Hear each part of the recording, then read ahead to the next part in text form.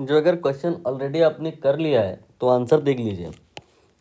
It will be R T equal to R not E raise to the power minus T not square divide by T square.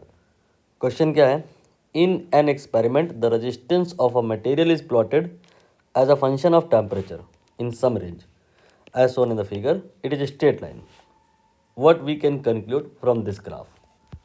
तो question देखा जाए तो physics का नहीं है, ये प्योर मैथमेटिक्स है। यहाँ पे स्ट्रेट लाइन के बहुत सारे स्टैंडर्ड फॉर्मेट होते हैं। ज़्यादातर हम लोग y बराबर एम एक्स प्लस सी वाला ही यूज़ करते हैं। यहाँ पर भी वही करेंगे। y एक्सेस में आपका एल एन आर है और x एक्सेस में 1/t² है, और स्ट्रेट लाइन होने की वजह से हमने इसे y बराबर एम एक्स प्लस सी लिख लिया। ठीक है। अब यहाँ पर y की जगह हम एल एन आर लिख लेंगे और x की जगह आप समझ गए होंगे 1/t² लिख लेंगे, और इसके बाद में बात आएगा m का और c का। ठीक है। हालांकि इतना तो क्लियर हो रहा है कि m नेगेटिव होगा, क्योंकि ये लाइन जो है ये एक्यूट एंगल बना रही है नेगेटिव x एक्सेस से। Due to that slope will be negative, so we can say here minus m will be the value of slope where m is the magnitude. Now c। अब आप थोड़ा सा extra दिमाग खर्चा करिए।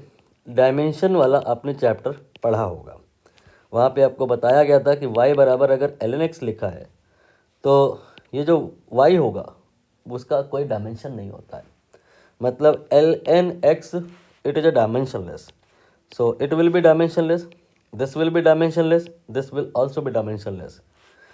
So think about the dimension of m। ये है temperature, kelvin square, so m will also be in unit of kelvin square. तो यहाँ पर हम m को मान सकते हैं कोई एक constant temperature square of that. Suppose it is T not square of that.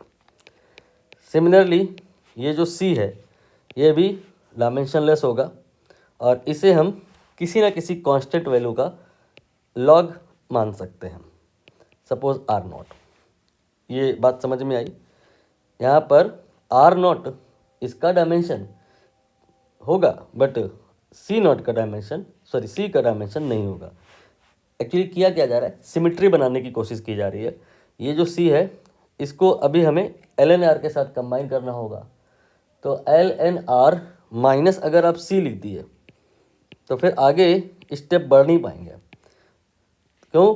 क्योंकि हमें प्रॉपर्टी लगानी होती है L N A minus L N B. तो इसका मतलब ये है कि सी को हमें किसी न किसी का लॉग एज्यूम करना होगा।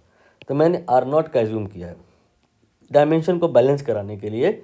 जब ये एल एन के बाद आर लिखा है तो यहाँ भी एल एन के बाद आर ही लिखा होगा, लेकिन वो कोई कांस्टेंट होगा, due to that R not है ना। इसके बाद हम यहाँ पर आर नॉट को, इस वाले को लेफ्ट में ले आएंगे और ये हो जाएगा minus T not square divide by T square. और अब यहाँ पे प्रॉपर्टी लगा देंगे तो ये हो जाएगा L N R by R naught. It will be minus T not square by T square. अब यहाँ से हम लॉग की प्रॉपर्टी लगाएंगे, यानी you can say antilog. तो आर बाई आर नॉट जो हो जाएगा दैट विल बी ई की power minus T not square divide by T square. Cross multiply कर दीजिए, R equal to R naught then E की power minus T not square by T square. अब आपको समझ आ गया होगा कि ऑप्शन बी सही है। जो अगर इस मेथडोलॉजी से आप सेटिस्फाई नहीं हैं तो अपने पास में एक और चॉइस है कि हम 1 बाई 1 यहाँ पर डिफ्रेंशिएशन करें, लेकिन ध्यान दो हमें एल एन आर और 1/t के स्क्वायर का ग्राफ चाहिए। सॉरी, डिफ्रेंशिएशन ना करें, हम इनमें सबका एल एन ले लें और देखें कि एल एन आर का जो 1/t² के साथ वेरिएशन होगा कहाँ पर स्ट्रेट लाइन होगा। जैसे कि अगर हम कोई एक और ऑप्शन ले लें जो गलत है, देखते हैं वहाँ पे क्या होगा।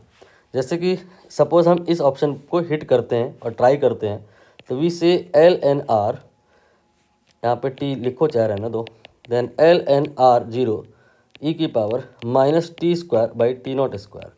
तो आप यहाँ पे प्रॉपर्टी लगाओगे, ये और ये, this and that they are in multiplication, so l N r will be l N r naught then l n of e की power minus t square by t not square, ये आ जाएगा L N R, ये आपका product है, exponent है, multiply में आएगा एल एन आर माइनस ये आ जाएगा T square by t not square, right.